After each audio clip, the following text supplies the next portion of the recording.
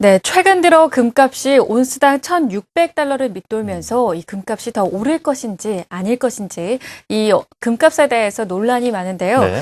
그래서 오늘은 여러분들도 관심이 많은 이 금값의 향방에 대해서 전망해보는 시간을 마련을 했습니다. 한국경제신문 한상춘 논설위원 나와 있습니다. 안녕하세요. 예, 안녕하십니까. 네, 안녕하십니까? 네. 자, 위원님, 이 국제 금값이 말이죠. 이렇게 많이 떨어질까 싶었거든요. 이 향방에 대해서 참 논란이 많습니다.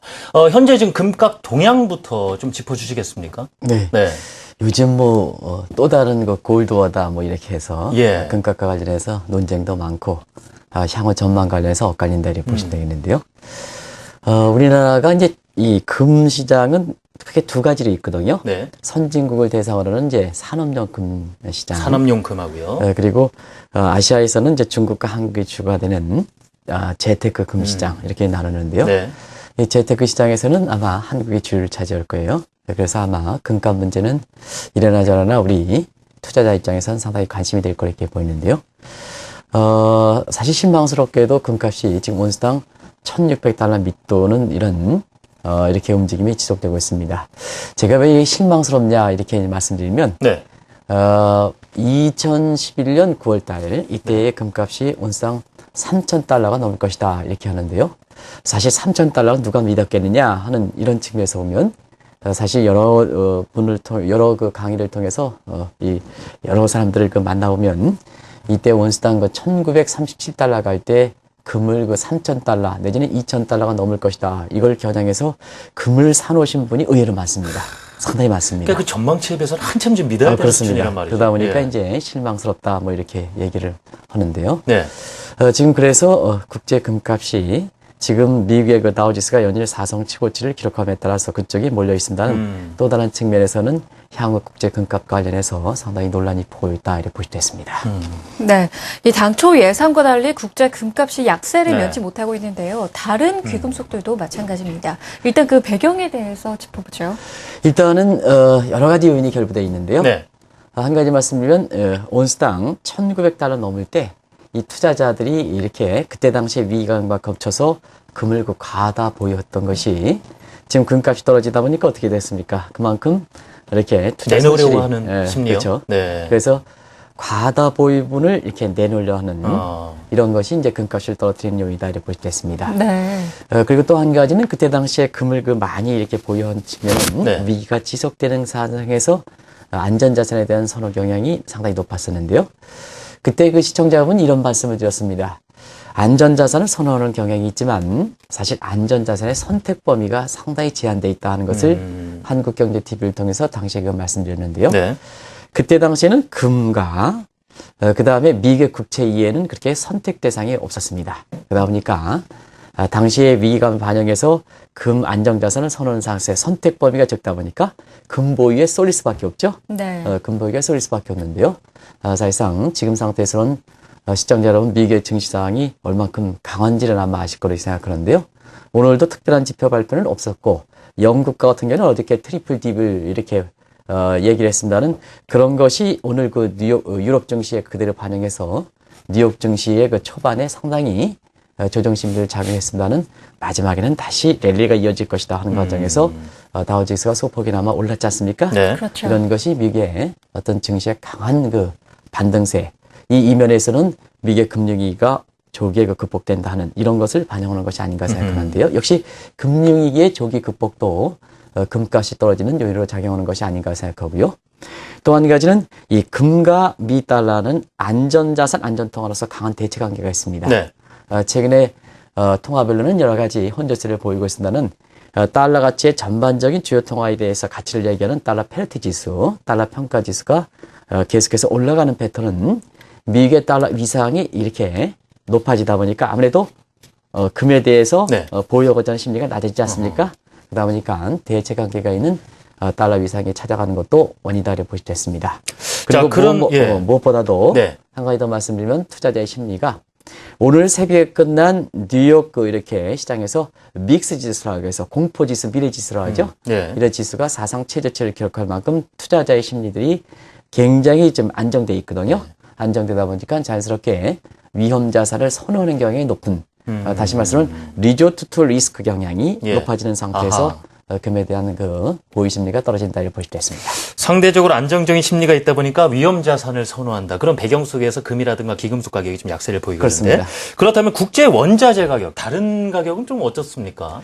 예. 다른 원자재 가격도 올해 여러 가지 그 전망이 나왔습니다는 작년 연말에 우리가 올해 그 시장을 한국경제TV를 통해서 전망할 때 네. 올해는 원자재 가격의 슈퍼 사이클 국면이 끝날 것이다 하는 이런 말씀을 드렸었거든요. 그런 측면에서 금값의 하락세에 비해서 좀 정도가 약하긴 하지만 주요 원자재별로 이렇게 한번 말씀드리면 네. 국제 유가 같은 경우는 미국 경제 회복세를 반영해서 서부 텍사스 중길 같은 경우는 소폭 상승하긴 했습니다는 나머지 유종들 다시 말하면 북해산 브렌트라든가 중동산 두바이 가격이 떨어져서 유종 평균을 보면 여기 이거 그림에 나오는 사람들 좀 얼굴이 실망스럽습니까? 아니면 좀 밝게 웃습니까? 좀 실망스러워 보이죠? 네. 그런 측면에서 유가가 지난해 말 대비해서 한 2% 내지는 3% 떨어지는 이런 상황이고요. 예. 또 한 가지는 사실 그래서 비철금속 가격도 사실 구리라든가 이런 것은 일부 올라가는 거에 있습니다는 전반적으로 비철금속 가격도 유가만큼 이렇게 떨어진 상황이다 이렇게 볼 수 있습니다. 그리고 농산물 가격 같은 경우에는 이 북반구 지역의 이례적인 풍작으로 인해서 가격이 좀 급락하는 이런 상황이거든요. 전반적으로 놓고 볼 때는 금값의 하락세가 상대적으로 좀 크긴 합니다는 다른 그 유가라든가 농산물 가격이라든가 비자급 감석도 하락세를 보이고 있다 하는 것을 말씀드리는데요. 한 가지 말씀드리면 예. 오늘 그 한국경제신문의 국제면을 보면 그린란드라는 게 아십니까? 그린란드? 네, 그린란드요. 캐나다에 이렇게 해서 네. 그린란드 지역인데 여기 선거가 이례적으로 전 세계에 아주 관심이 있다 그래요. 왜 그러냐면 그린란드의 빙하가 높다 보니까 네.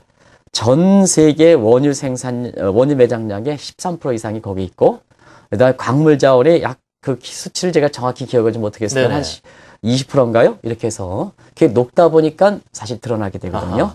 그런 각도에서 사실 그린란드의 그 선거가 지금 전 세계에 화목이 되고 있는데요. 바로 그런 것이 숨겨 있다가 이렇게 드러나는 것을 보통 프라이머리 인풋이라는 표현을 쓰는데요. 네. 이 프라이머리 인풋은 의례적으로 강세를 보이고 있다고 볼 수 있습니다. 전반적으로 놓고 볼 때는 국제원자재 가격이 하락세를 보인다고 볼 수 있습니다. 네, 계속 그렇게 약세를 보여서일까요? 이 금값을 비롯한 국제 원자재 가격이 올해를 기점으로 이제 슈퍼사이클 시대가 마무리될 것이라는 전망이 속속 나오고 있습니다. 이런 시각이 나오는 이유에 대해서는 어떻게 보시나요? 일단 그 슈퍼사이클이 뭔가 하는 것을 좀 말씀드리면 네. 우리가 국제원자재 가격 얘기할 때 이런 얘기를 많이 하죠. 슈퍼사이클, 그 다음에 슈퍼스파이크, 그리고 퍼펙트 스폰 이렇게 얘기하는데요.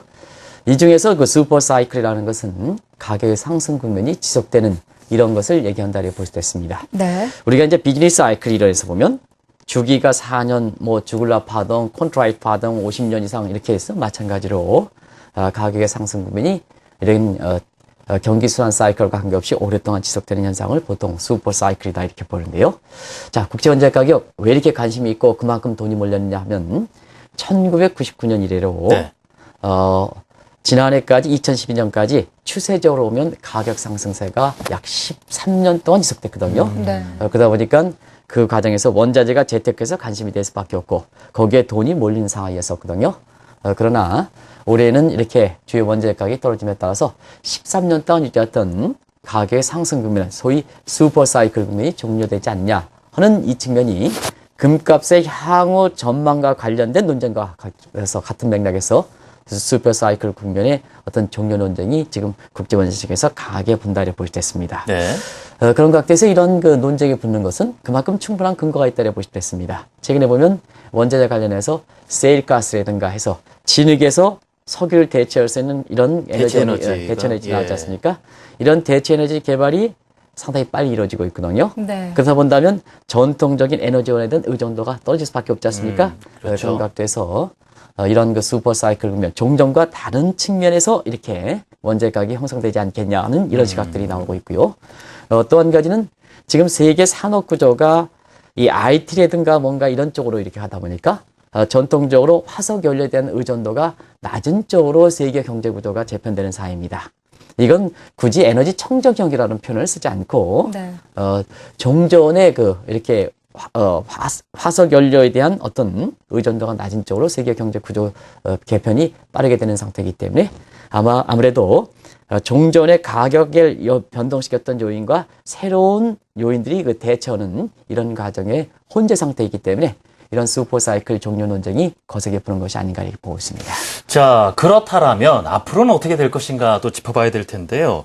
어제 뉴스에도 그런 얘기가 나왔습니다. 금값이 워낙 하락하다 보니까 골드와 인기가 그렇게 좋다라는 얘기가 있었는데요.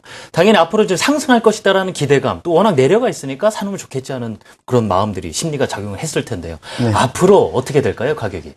진행자 분야에서 네. 금에 대해서 얘기하고 금값이 떨어졌다 보니까 네. 앞으로 금값이 다시 정상 상태로 올라가지 않느냐 해서 눈빛이 유난히 더 네. 금에 반짝반짝하는 것과 비슷하게 좀 예. 저하는 것 같아요. 그러나 그 대목에 있어서는 상당히 신중히 있게 해야 될 게 지금 금값이 온스당 1,600달러 밑으로 떨어지다 보니까 네. 자연스럽게 과거에 1,937달러 이상 올라간 상태에서 오면 그 정도 수준은 올라가지 않겠냐 하는 것들에서 이 낙관론 같은 경우에는 온스당 2,000달러 선은 회복할 것이다 하는 이런 시각이 있습니다. 네.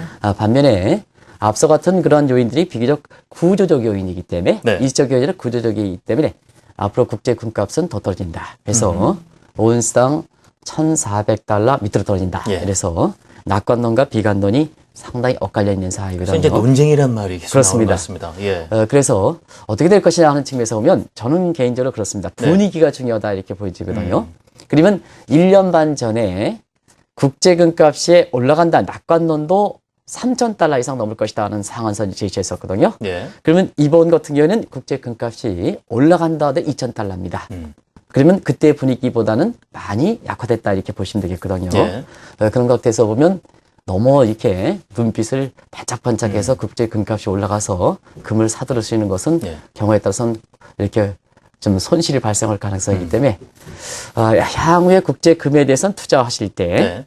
지금 낙관론에서 제시하는 2,000달러, 비관론에서 얘기하는 1,400달러 요 사이를 왔다 갔다 하지 않게 되냐. 그래서 금과 관련돼서 전통적으로 투자하는 낮은 가격에 사서 지금 낮으니까 네. 높은 가격에 파는 이런 캐피탈 게인식의 투자보다는 변동성을 감안해서 이렇게 금과 같은 이런 파생 상품들 네. 이런 주식에서 얘기하는 중심선에서 상하 변동을 해가지고 수익성이 있다는 이런 것이 이제 EALS 같은 이런 상품 아니겠습니까? 네. 이와 비슷한 그 상품에 있어서도 금과 관련된 파생 상품 투자가 유망하지 않겠나 이런 시각들이 속속 나온다고 볼 수 있습니다. 그러니까 가격 자체 큰 기대는 경계하는 것이 좋겠다. 그렇습니다. 이런 견지시군요. 네, 또 한 가지 궁금한 점이 생기는 것이요.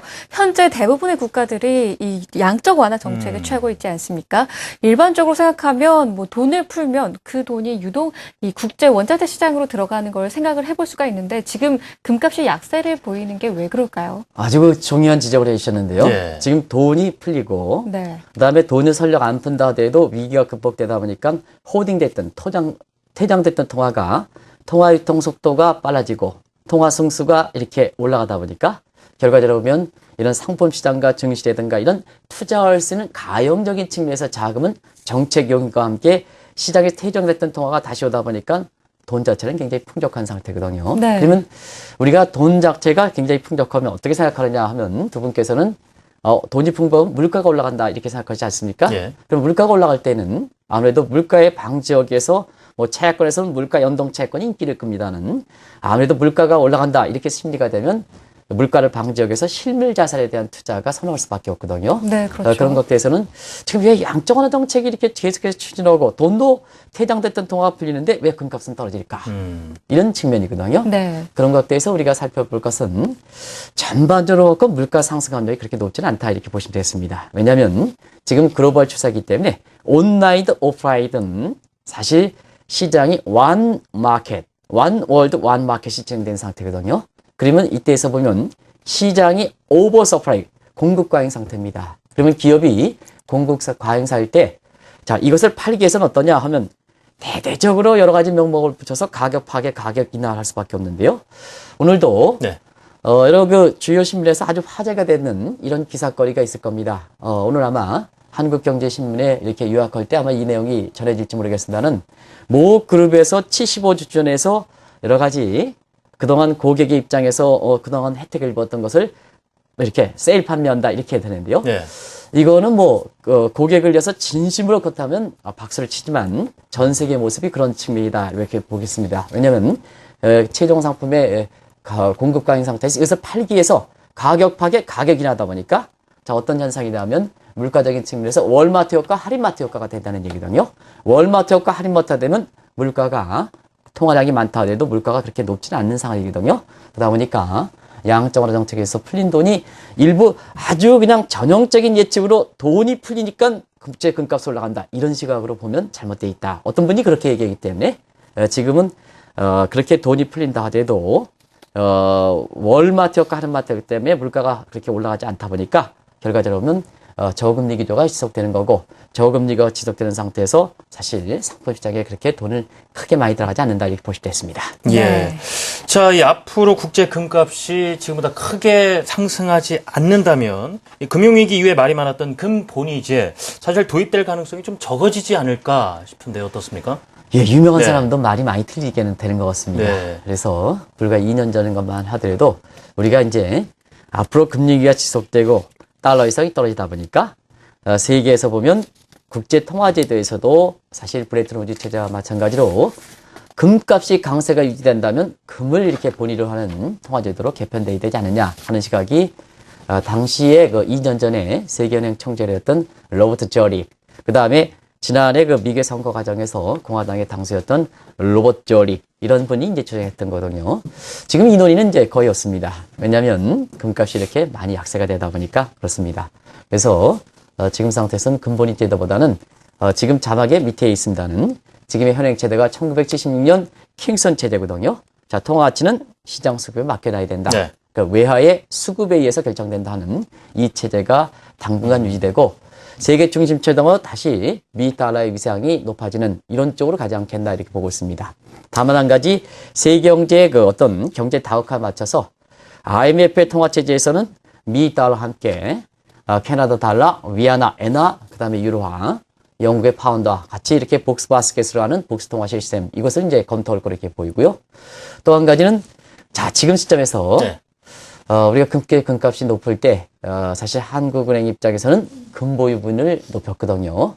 그래서 이것도 금값이 떨어지다 보니까 자 불과 1년도 못 되는 사이에 이렇게 금값이 떨어지다 보니까 당시에 금보유분을 높인 것이 적당했을까 하는 이런 측면에서 논란이 되는 예. 것도 그렇습니다. 제가 개인적으로는 이 문제에 대해서 좀 얘기하고 싶은 부분이 있습니다는 네. 사실 여러 가지를 좀 개인적인 사유가 있어서 네. 이 문제는 좀 약하도록 하겠습니다. 알겠습니다. 자, 이렇게 해서 국제 금가격 약세 배경과 동향을 짚어봤습니다. 지금까지 한국경제신문사의 한상춘 논설위원과 함께했습니다. 위원님 감사합니다. 고맙습니다. 잘 들었습니다.